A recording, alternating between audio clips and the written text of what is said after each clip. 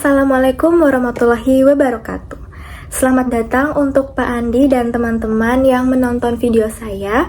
Perkenalkan, nama saya Luisa Liv Herianto dan di video ini saya akan menceritakan tentang buku yang saya baca. Itu ini. Berjudul Coraline, karya Neil Gaiman, dan buku ini ditulis dalam bahasa Inggris. Ditulisnya buku ini dalam bahasa Inggris nggak cuman memperbanyak vokabulari saya dalam berbicara dalam bahasa Inggris, namun juga melatih kemampuan saya untuk membaca dan secara grammar juga dalam bahasa Inggris. Dan di belakang sini ada sinopsisnya dalam bahasa Inggris juga yang akan saya bacakan. There is something strange about Coraline's new home.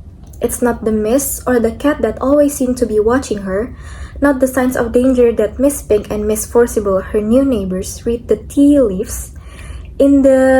It's the other house, the one behind the old door in the drawing room.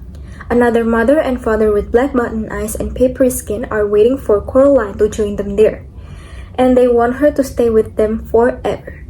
She knows that if she ventures through that door, she may never come back.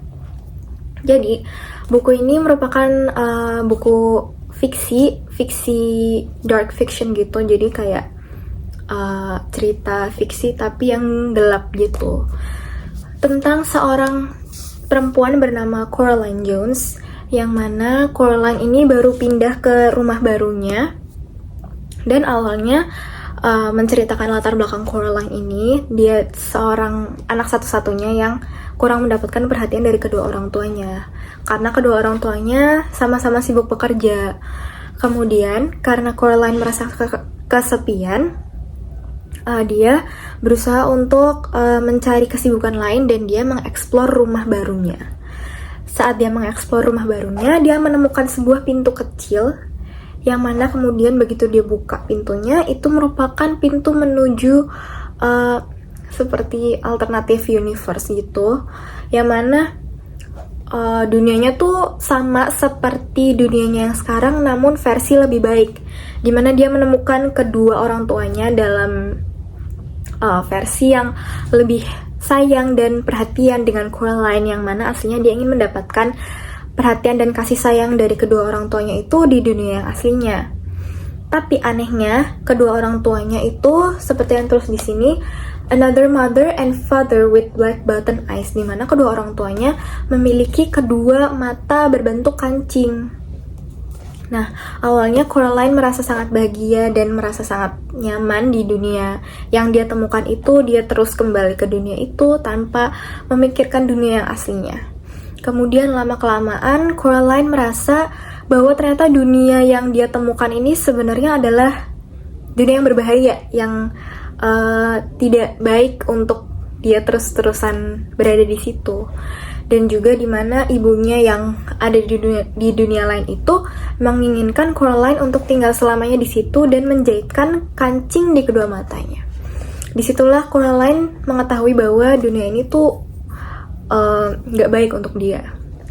Kemudian dengan segala petualangan dan kesulitan yang Coraline hadapi dan yang dia dapat dari ibunya, karena ibunya yang di situ berusaha untuk mengkekang dan berusaha untuk make Coraline stay forever di dunianya itu. Dan kemudian dengan keberanian dan kecerdasannya Coraline, dia berusaha untuk keluar dan akhirnya dia berhasil keluar dari situ. Saya suka sekali dengan cerita ini, terutama dalam interpretasinya. Cerita ini dalam film, karena ada filmnya juga. Tapi saya sudah nonton filmnya dan sudah baca bukunya juga. Saya sudah baca dua-duanya. Emang ada sedikit perbedaan dari versi buku dan versi filmnya, namun tidak mengganggu dari kebagusan cerita ini, karena saya suka sekali. Saya juga nonton filmnya dari kecil dan saya baru membaca bukunya sekarang. Jadi saya semacam flashback sedikit ke cerita yang pernah saya tonton dulu waktu kecil, dan dimana waktu kecil saya juga belajar di Coraline, bahkan sekarang juga untuk menjadi seperti Coraline, dimana dia tuh anak kecil yang berani tapi juga aware dan sadar kalau nggak semua yang terlihat sempurna itu emang apa adanya sempurna, karena selalu semua di balik kesempurnaan itu ada yang kurang baiknya, seperti itu. Saya belajar banyak dari Coraline, apalagi yang di filmnya juga saya merasa lebih nyaman diceritakan dalam film, tapi saya juga enjoy baca bukunya.